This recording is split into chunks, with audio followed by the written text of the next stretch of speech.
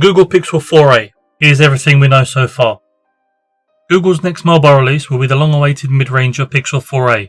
At this time, there have been no talks about a Pixel 4a XL being released alongside it.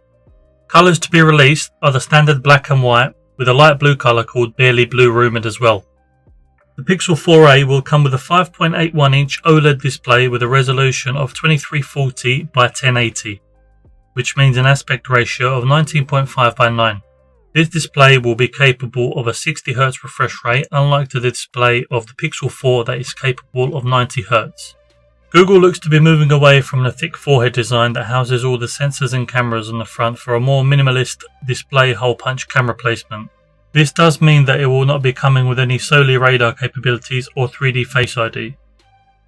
Also, Google's side squeezing feature called Active Edge will not be included in the 4a model.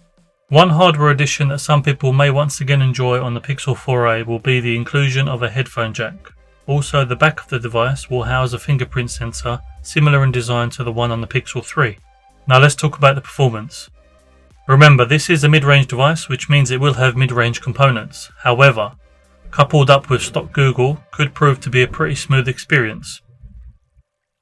The Pixel 4a will come equipped with a Snapdragon 730 processor, either 64 or 128GB of storage, and 6GB of RAM.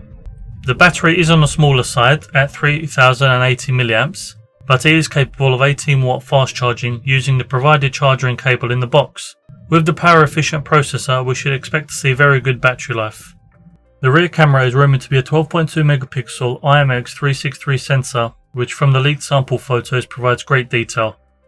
This also brings the dual exposure settings on screen, similar to what we have on the Pixel 4. At the front we have an 8 megapixel selfie camera, which is most likely the same setup as we saw in the Pixel 3a.